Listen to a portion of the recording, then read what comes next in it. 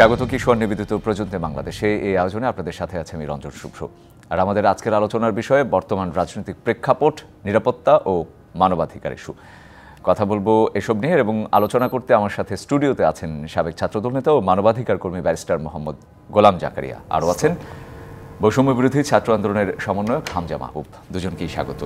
আমি যদি হামজাকে দিয়ে শুরু করতে চাই, আমাদের আজকের যেই বিষয় নিরাপত্তা ও মানবাধিকার ইস্যু এবং রাজনৈতিক প্রেক্ষাপটে, কারণ আমরা দেখছি যে চারপাশেই আসলে বেশ কিছুদিন ধরেই নিরাপত্তা একটা বড় আসলে চিন্তার বিষয় হয়ে দাঁড়িয়েছে। গত সপ্তাহে আমরা দেখেছি যে চাঁদপুরে 7 জনের যেভাবে নৃশংসভাবে হত্যা করা হলো এবং চাঁদাবাজি, এই জায়গাগুলো থেকে আসলে মানে যদি আপনার কাছে আমি এই প্রশ্নটা রাখতে চাই যে এটি কি আসলে এরকম হওয়ার কথা ছিল এই পরিস্থিতি?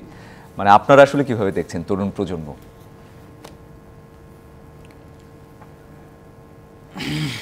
ধন্যবাদ শুভ্র ভাই এবং আমার সহ আলোচককে।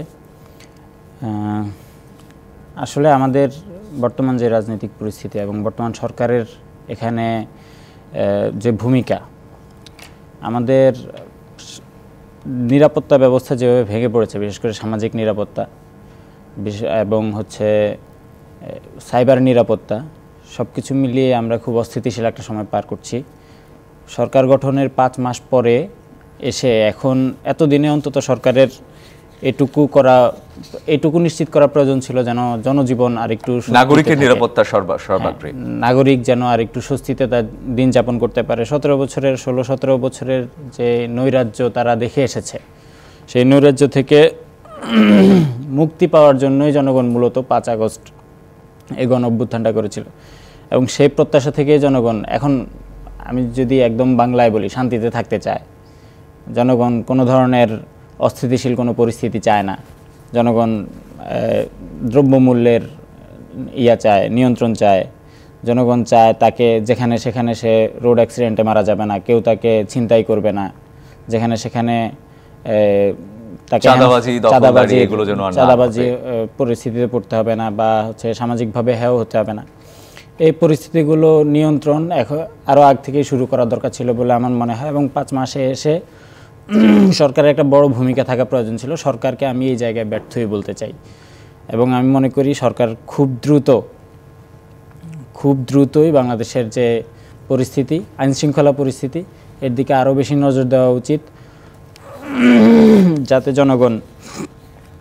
জনগণ এই সরকারের প্রতি আরও আস্থাশীল হতে পারে। জি, আমি একটু যেতে চাই গোলাম জাকারিয়া আপনার কাছে। শুধু কি আসলে এই সরকারের ব্যর্থতা, নাকি আসলে পতিত সরকার, বিগত সরকার যাই বলি না কেন, তাদেরও আসলে এক ধরনের চেষ্টা আছে, অস্থিরতা, এই সব নিরাপত্তাহীনতা সব কিছুর পেছনে?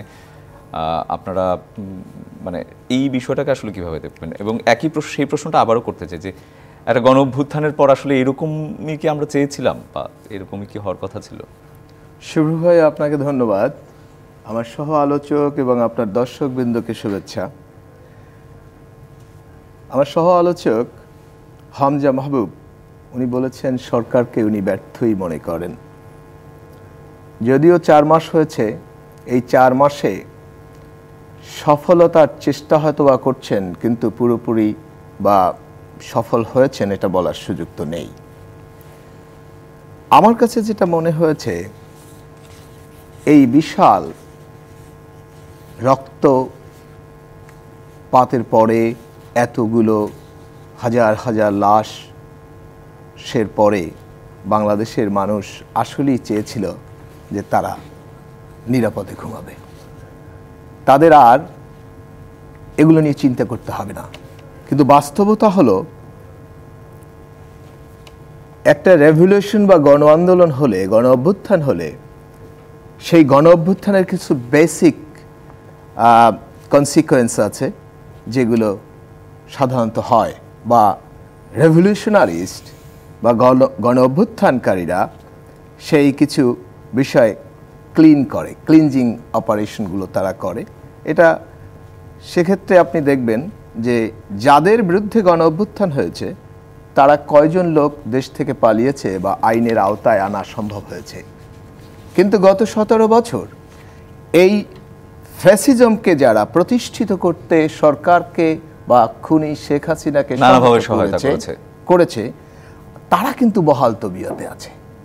এই যে তারা বহাল তবিয়তে আছে, এ কারণে কি হচ্ছে, বর্তমান সরকার যে চিন্তা চেতনা করছে, চিন্তাধারা বা তাদের পরিকল্পনা, ওগুলো কিন্তু মাঠ পর্যায়ে তারা এক্সিকিউট করতে পারছে না।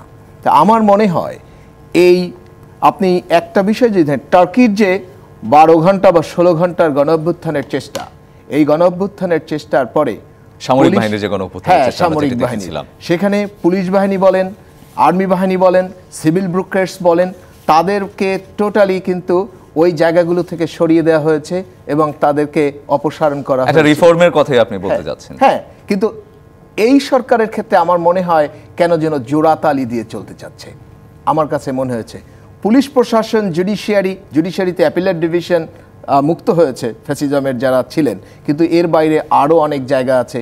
আপনি সচিবালয়টা দেখেন, কোথাও কি অনেক কিছু চেঞ্জ হয়েছে? আপনি পুলিশ প্রশাসন দেখেন, অনেক কিছু চেঞ্জ হয়েছে? আমার কাছে কিন্তু মনে হচ্ছে না। যার কারণে এই সরকার পুরোপুরি তাদের যে রুল অফ ল বা মানুষের নিরাপত্তা বা এই যে কি বলে হিউম্যান রাইটসের যে মানুষের যে মৌলিক অধিকারগুলো, এগুলোকে বাস্তবায়ন করতে পারছে না।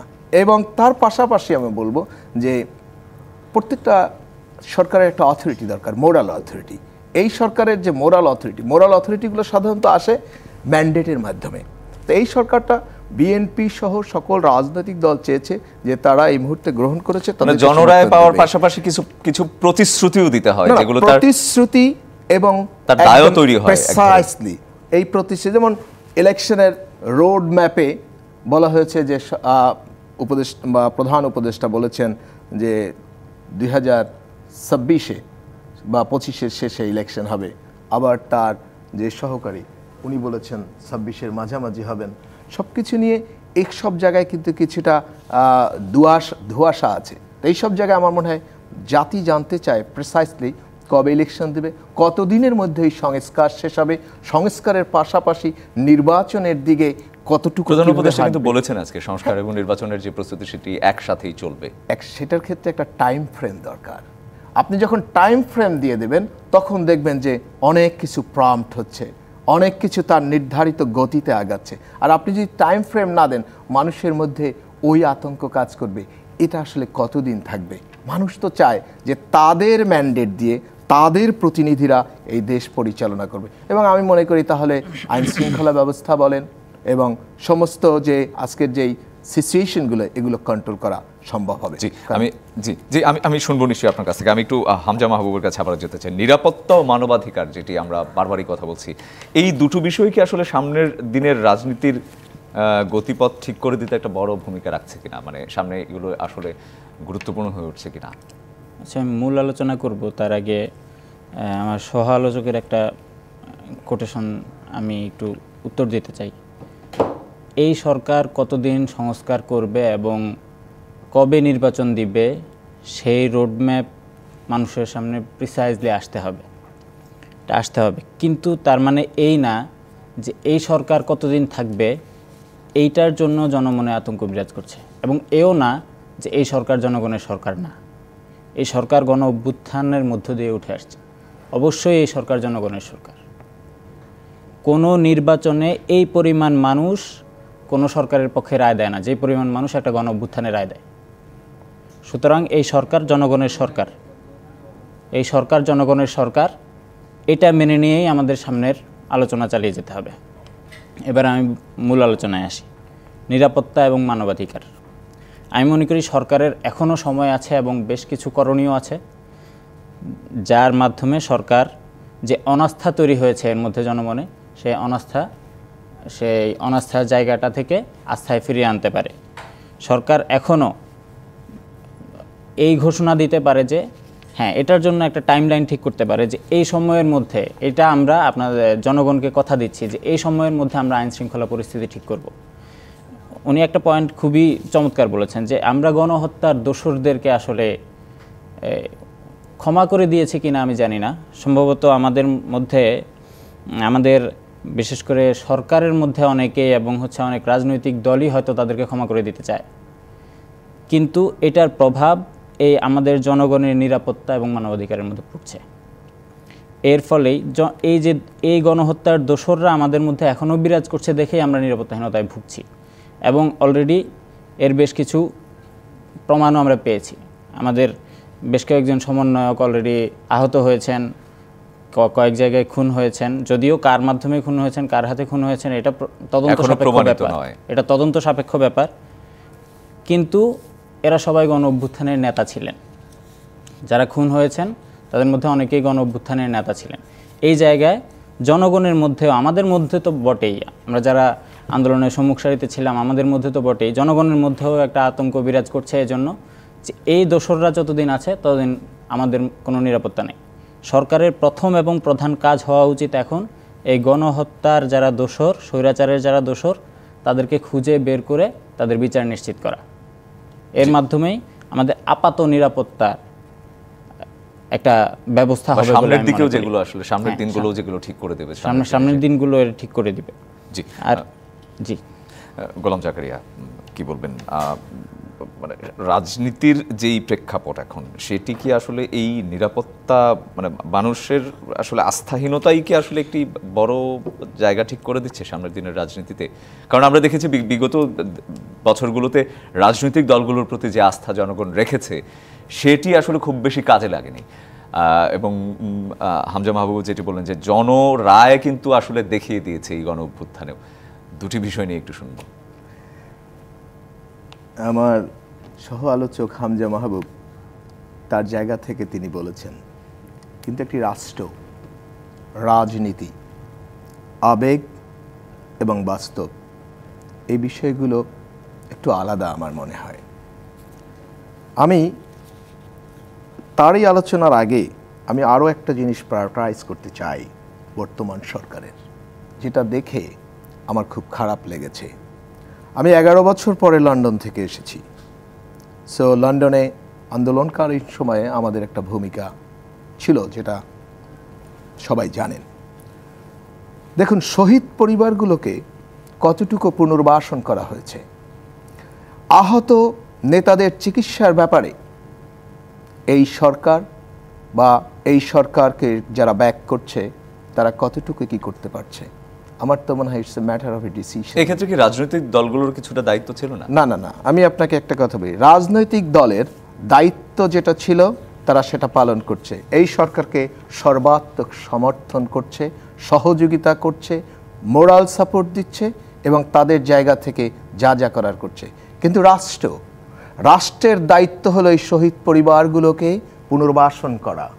রাষ্ট্রের দায়িত্ব হলো হাসপাতালের বেডে চিৎকার করছে আহত অবস্থায় এবং সামনে অমানিসার যে ঘোর অন্ধকার ভবিষ্যতে তারা দেখছে, যারা দেশকে ফ্যাসিজম মুক্ত করার চেষ্টা করেছে, তাদের ব্যাপারে রাষ্ট্র প্রয়োজনীয় ব্যবস্থা এখনও নিতে পারে নাই, এটা আমার মনে হয়েছে। আমি জানি না এই হামজা মাহবুব কতটুকু এটা আমার সাথে একমত হবেন, কিন্তু আমি দেখেছি তাদের সেই আহত অবস্থার মিছিল, তাদের বিলাপ, তাদের আত্মচিৎকার, তাদের ক্ষোভ, যেটা আমাকে প্রথমেই মনে হয়েছে এই সরকার তার প্রায়োরিটি লিস্ট থেকে কেন যে এটাকে সরিয়ে দিল। It's a matter of 7 days। By 7 days যত আহত হয়েছে তাদেরকে পুনর্বাসন করা সম্ভব এবং যারা শহীদ হয়েছেন। এরপরে আসেন যে আস্থাহীনতা। গত 15-16 বছরে রাজনীতিবিদদের উপর আস্থাহীনতা না, একটি ফ্যাসিস্ট সরকার যখন কাউকে গুম করে, রাজনৈতিক নেতাকর্মীদের 600-র মতো গুম হয়েছে বিএনপির নেতাকর্মী, 1000-এর উপরে প্রায় 2000-1800-র মতো রাস্তায় খুন হয়েছে রাজনৈতিক বিএনপির নেতাকর্মী, আরও বেশি মানে এক্স্যাক্টলি আমার নাম্বারটা নেই। এবং সর্বশেষ প্রায় 1600 ছাত্র জনতা, কৃষক, শ্রমিক, বাংলাদেশের মানুষকে হত্যা করা হয়েছে open on the street. So একটা ফ্যাসিজমের বিরুদ্ধে আন্দোলন করেছে, জীবন দিয়েছে রাজনৈতিক নেতাকর্মীরা, তাদের চেষ্টাটা তারা সর্বাত্মক করেছে লাস্ট 16 ইয়ার্স। সো আস্থাহীনতার রাজনীতিবিদদের উপরে নয়, এখনও রাজনীতিবিদরা চেষ্টা করছে।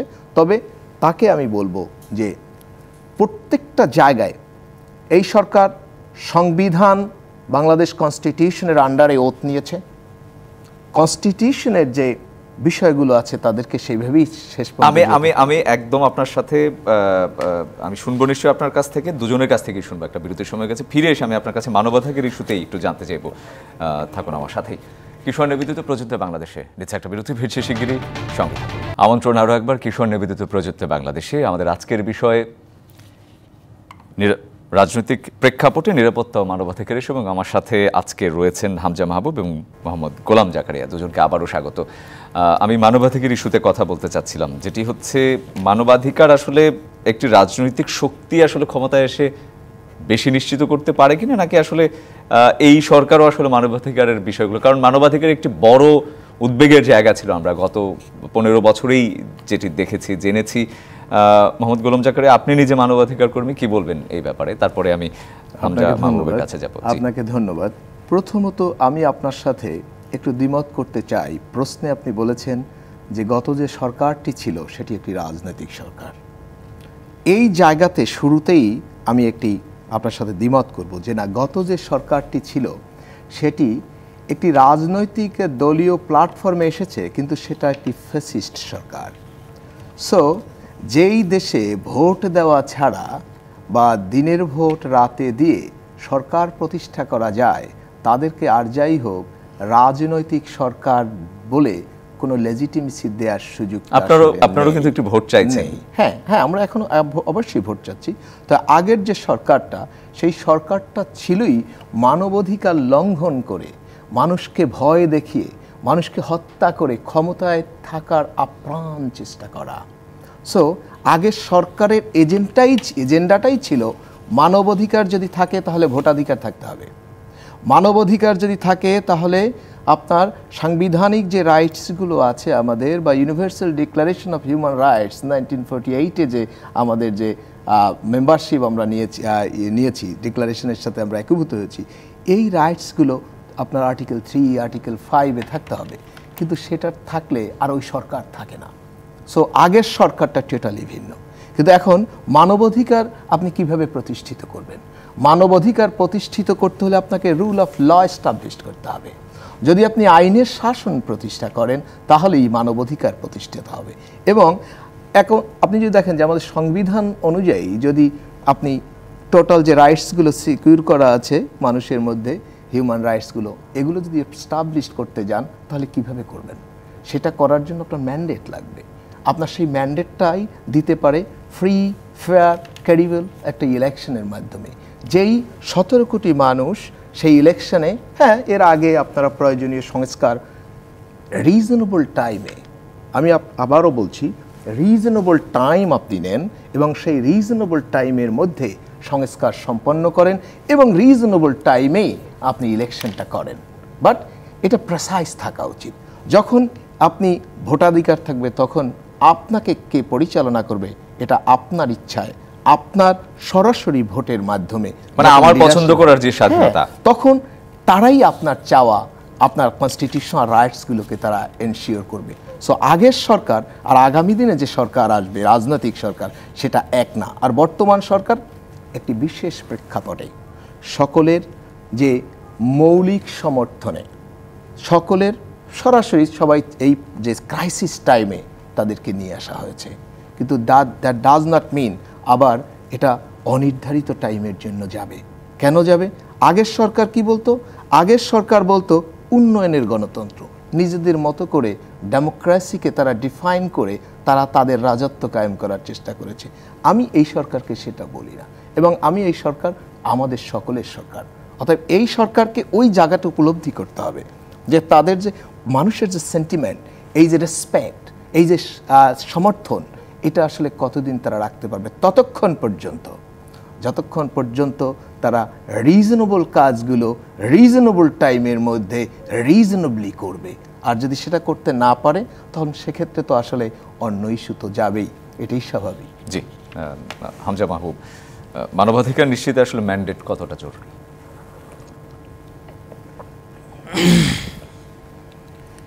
রাজনৈতিক সরকার কিংবা অরাজনৈতিক সরকার, যে কোনো সরকারের সময় জনগণের যে মৌলিক অধিকারগুলো রয়েছে ওই অধিকারগুলো প্রতিষ্ঠিত হলেই মানবাধিকার প্রতিষ্ঠিত হবে। সেটার জন্য এটা জরুরি না যে কোনো রাজনৈতিক শুধুমাত্র রাজনৈতিক সরকারই আসতে হবে এটার জন্য। অরাজনৈতিক সরকারের মাধ্যমেও এটা প্রতিষ্ঠিত হতে পারে। রাজনৈতিক দলগুলোর প্রতি জনগণের আস্থা কতটুকু সেটা আমরা গত 16-17 বছরে দেখেছি, ইভেন গত 53 বছরে দেখেছি। এবং এই ইন্টারিম সরকারের সময় মাত্র 5 মাস গেছে, এই সময়ে আমরা রাজনৈতিক দলগুলোর প্রতি মানুষের অনাস্থার বহিঃপ্রকাশ দেখতে পাচ্ছি।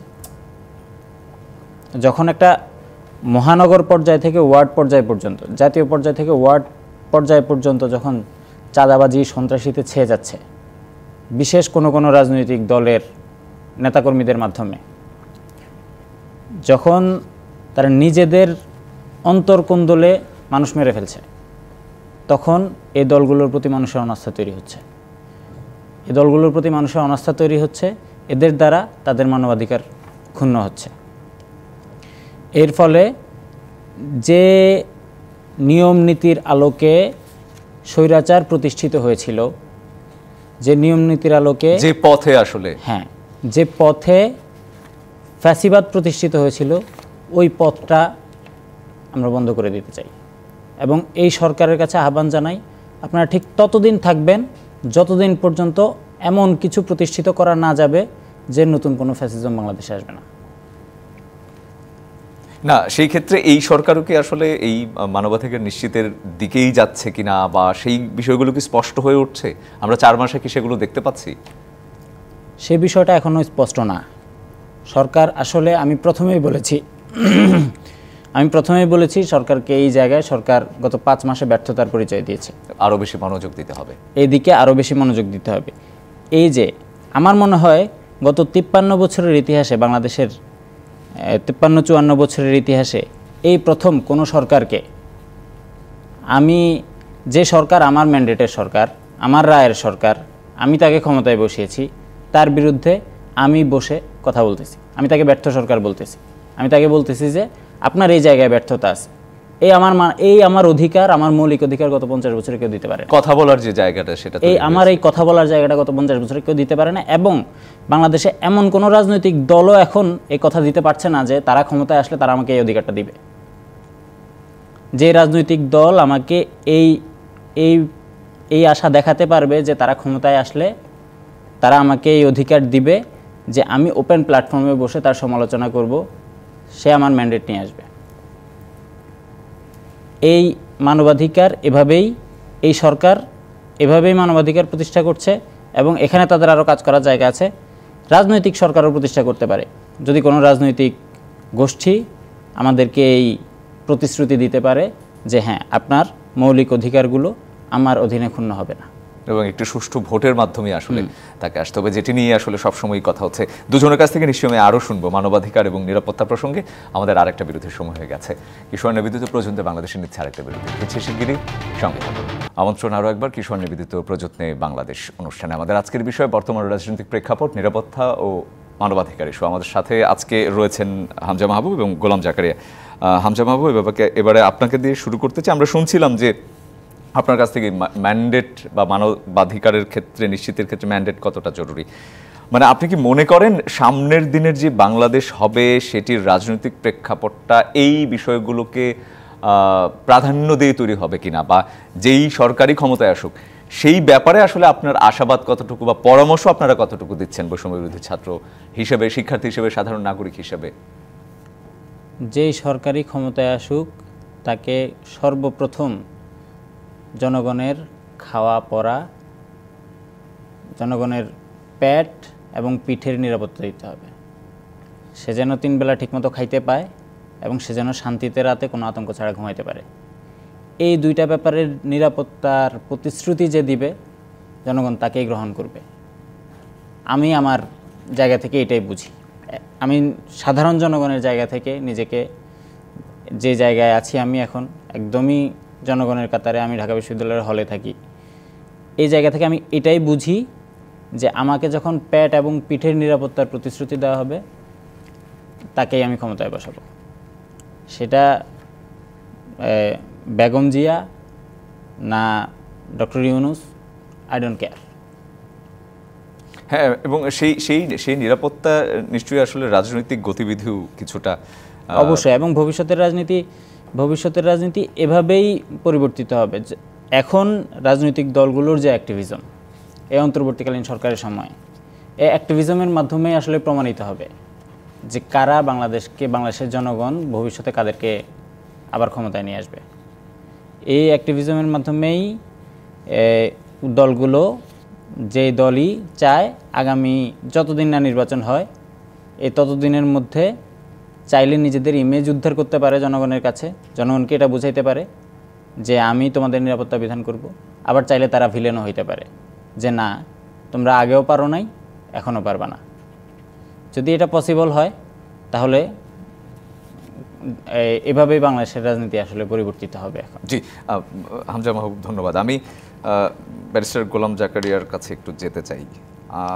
আপনার কাছে আমার আসলে প্রশ্ন থাকবে, যেটি হচ্ছে যে রাজনৈতিক পট পরিবর্তন হয়েছে, রাজনীতির ধরন বদলেছে, নাগরিকের ধরন বদলেছে, সেই ক্ষেত্রে সামনের দিনে রাজনৈতিক শক্তিগুলো যে আচরণ করবে সেটি মানে আসলে নিরাপত্তা ও মানবাধিকার ইস্যু নিশ্চিত করতে পারবে কি না, করলে আসলে সেটি কিভাবে করবে? কারণ পৃথিবীর অনেক কিছুই পাল্টে গেছে, বাংলাদেশের মানুষও যে পাল্টেছে সেটি আমরা অভ্যুত্থানের সময়ে দেখেছি। সে মানসিকতায় পাল্টেছে, সে তার অবস্থানে, সামাজিক অর্থনৈতিক অবস্থানের ক্ষেত্রে পাল্টেছে। সেই ক্ষেত্রে রাজনৈতিক দল হিসেবে আপনাদের আসলে সংস্কার করে নিজেদের মধ্যে ফিরে এসে সেই জিনিসগুলোকে আসলে নিশ্চিত করতে পারবেন নতুনভাবে? শুভ ভাই, আপনাকে ধন্যবাদ। আমি আমার সহ আলোচক হামজা মাহবুব যিনি বারবার বলছেন যে রাজনীতিবিদরা এটা পারে নাই, কিন্তু আমার কাছে মনে হচ্ছে তার কথার ভিতর থেকে আমি একটা বিরাজনৈতিক বিষয়টা আমার কাছে সামনে চলে আসতেছে, তার কাছ থেকে আমি পাচ্ছি।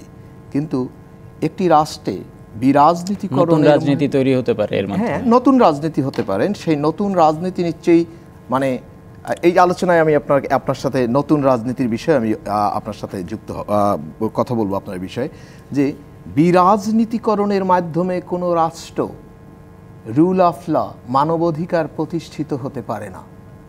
যদি কোনো রাষ্ট্রের কথাই হয়নি, যদি না, আপনি বলছেন যে রাজনীতিবিদরা বা রাজনৈতিক দল যে রাজনীতি হয়েছে সেই রাজনীতি, গত 50 বছরে তারা মানুষের মানবাধিকার দিতে পারেনি। আপনি বলছেন তাদের কাছে হতাশ, এবং এর বাইরেও, এই রাজনীতিবিদদের বাইরেও অন্যভাবে দেশ চালানো যায়। যারা আছেন তারা চালাবেন, যতদিন তারা প্রয়োজন মনে করেন ততদিন থাকবেন।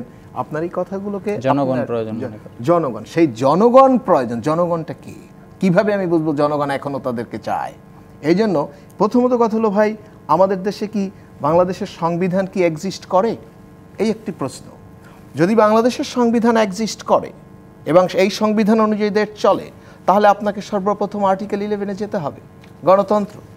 গণতন্ত্রের বাইরে কিন্তু আপনার সেক্ষেত্রে যায়। গণতন্ত্রের প্রতিষ্ঠিত হতে পারে একমাত্র ভোটাধিকারের মাধ্যমে, নাম্বার 1। নাম্বার 2, আপনি বলছেন যে কেউ, কোনো দল যদি তাকে অ্যাসিউর করে, নিশ্চয়তা দেয় যে হ্যাঁ আমরা এই মানবাধিকারগুলো নিশ্চিত করব, সে ব্যাপারে আমি জানি না আপনি পড়েছেন কিনা, বিএনপির ভারপ্রাপ্ত চেয়ারম্যান জনাব তারেক রহমান 31 দফা দিয়েছেন। এই 31 দফায় তার কমিটমেন্টগুলো তিনি এভরি সেক্টরে তিনি টাচ করেছেন। এবং যদি এই 31 দফাটাকে বাস্তবায়ন করা যায়, তাহলে আমার মনে হয় যে রাজনীতির যে সংস্কারগুলো দরকার, যা বাংলাদেশের যে এই ভঙ্গুর যে ইনস্টিটিউশনগুলো রিপেয়ার করা দরকার, যে রাজনৈতিক সংস্কারের প্রসঙ্গে আপনার কাছে আমার প্রশ্ন ছিল, আমরা একদম শেষ দিকে চলে এসেছি, যে নিজেদের মধ্যে নতুন রাজনীতিটা আপনারা করতে চান, ডেফিনেটলি করবেন নিজেদের মধ্যে। ইতিমধ্যেই রাজনীতির প্রেক্ষাপটটা, আপনি যদি ভারপ্রাপ্ত চেয়ারম্যান তারেক রহমানের বক্তব্যগুলো শোনেন, তাহলে আপনি দেখবেন যে টোটালি একটা নতুন আঙ্গিকে তিনি মানুষের কাছে আসছেন। এবং সেটা কি, যে মানবাধিকার মানুষের কাছে জোর করে দেয়, মানুষকে ভালোবেসে মানুষের কাছে পৌঁছা। যেমন আর্টিকেল 70 নিয়ে তিনি বলেছেন যে আর্টিকেল 70-কে কীভাবে করা যায়, সংশোধন আনা যায়, এ নিয়ে আলাপ আলোচনা জাতীয়ভাবে করার বিষয়ে। আপনি যদি দেখেন যে সংবিধান সংশোধনের মাধ্যমে সংবিধানের যে জায়গায় যে ত্রুটি আছে, এগুলো নিয়ে যে কীভাবে কী করা যায়। আপনি যদি আমাদের কৃষকদের দেখেন, কৃষকদেরকে নিয়ে আমাদের যে সার্বভৌমত্ব রক্ষার ব্যাপারে আমাদের যে সার্বভৌমত্বের বিষয়গুলোকে, আমাদের সেনাবাহিনীকে, এভরি সেক্টরকে তিনি টাচ করেছেন 31 দফায়। এই 31 দফাকে যদি এস্টাবলিশ করা যায়, তাহলে আমার মনে হয় জাতীয় জীবনের যেই সংস্কারগুলো দরকার, আমাদের সেই সংস্কারগুলোর মাধ্যমে জাতির একটি মানে এই সমস্যাগুলো সমাধান করা যাবে। আর আপনি আরেকটা কথা বলেছেন যে রাজনৈতিক সরকারের কোনো আস্থা নাই। ভাই, আস্থা রাজনৈতিক সরকারকেই রাখতে হবে। রাজনৈতিক সরকারের বাইরে অন্য কোনো সরকারকে যদি এখানে একটা সার্টেন টাইমের বাইরে করছেন, রাজনৈতিক দলগুলোর প্রতি মানুষের আস্থা নেই। না না, যেটা এর আগের রাজনৈতিক সরকারগুলো ছিল, হ্যাঁ না, এক্সিস্টিং রাজনৈতিক দলগুলোর আস্থা নাই, তাহলে কি আন্দোলনটা শুধুমাত্র মানে কি বলে রাজনৈতিক সরকারের এখানে কন্ট্রিবিউশন আছে না? লাস্ট 16 ইয়ার্স যে ধারাবাহিক আন্দোলন চলেছে, সেই আন্দোলনে আপনাদেরকে সার্বিক সহযোগিতা রাজনৈতিক দলের নেতা কর্মীরা সবাই আপনাদের পাশে ছিল না? আমার মনে হয় সেই প্রশ্নটি আবারও সামনে আসছে যে রাজনৈতিক দলগুলোকেও আসলে নিজেদের মধ্যে সংস্কার করে নতুন রাজনৈতিক চরিত্রের দিকে যেতে হবে, কারণ চিন্তা চেতনার যে চেঞ্জ বর্তমান সময় এবং প্রেক্ষাপটে সেটা সকলের মধ্যেই এসেছে। আমি মনে করি যে বর্তমান যে রেভলিউশনটা হয়েছে এটা জাতীয় জীবনে জাগরণ ঘটেছে, এবং এই জাগরণকে সামনে রেখে সংবিধানকেই এস্টাবলিশ করতে হবে, এবং সেক্ষেত্রে রুল অফ লটা এস্টাবলিশ করতে হবে। কোনো ব্যক্তি, কোনো গোষ্ঠী তাদের মাধ্যমে নয়, আপনাকে একটা সিস্টেম ডেভেলপ করতে হবে, এবং সেই সিস্টেমটাও সিস্টেমের মধ্যে থেকেই করতে হবে। আপনি হঠাৎ করে কিছু পারবেন না। যেমন এই সরকার পারে নাই, এই সরকার কিন্তু সংবিধানের আলোকেই তারা আপনার গিয়া ওত নিয়েছে, দেশ চালাচ্ছে, হ্যাঁ করে নাই, স্টে করে নাই কিন্তু সংবিধান। অতএব সেক্ষেত্রে আপনাকে রুল অফ ল এস্টাবলিশ করার জন্য এবং মানবাধিকারকে প্রতিষ্ঠিত করার জন্য একটি রাজনৈতিক সরকার জরুরি, যেটা অন্য কেউ ছাড়া সম্ভব নয়। যেটি যদি ক্ষমতা যান আপনারাও সেটি পারবেন বলে আপনি মনে করেন? অবশ্যই। এখন যে প্রেক্ষাপটে মানুষের মধ্যে যে চিন্তা চেতনা আসছে এবং বিএনপি যেটা ধারণ করে যে অবশ্যই যদি আগামীতে বিএনপি ক্ষমতায় আসে তাহলে আমূল পরিবর্তনের মাধ্যমে মানুষের। অসংখ্য ধন্যবাদ আপনাকে নিরাপত্তা মানবাধিকার ইস্যু নিয়ে আপনাদের মতামত জানানোর জন্য। আমি হামজা বাবু একদম সংক্ষেপে যদি শুনতে চাই, একদম শেষ কিছু বলবেন কিনা? এক্সিস্টিং রাজনৈতিক দলগুলোর প্রতি মানুষের আস্থা, অনাস্থা এবং আমাদের এই গণ অভ্যুত্থানের মাধ্যমে রাজনৈতিক দলগুলোর চিন্তার পরিবর্তন, রাজনৈতিক দলগুলোর চিন্তার পরিবর্তন হয়েছে এমন কোনো চিত্র গত 5 মাস আমরা দেখিনি। যদি আমরা দেখতাম তাহলে আমরা একদম ওয়ার্ড পর্যায়ে, আমরাও সেটি চাই যে সামনের দিনে অন্তত সেটি হবে কিনা। একদম শেষ দিকে চলে এসেছি। দুজনকে অসংখ্য ধন্যবাদ আজকে প্রযুক্তি বাংলাদেশে আমাদেরকে সময় দেওয়ার জন্য। শেষ করছি কিশোর নিবেদিত প্রযুক্তি বাংলাদেশ। ডিবিসির সঙ্গে থাকুন।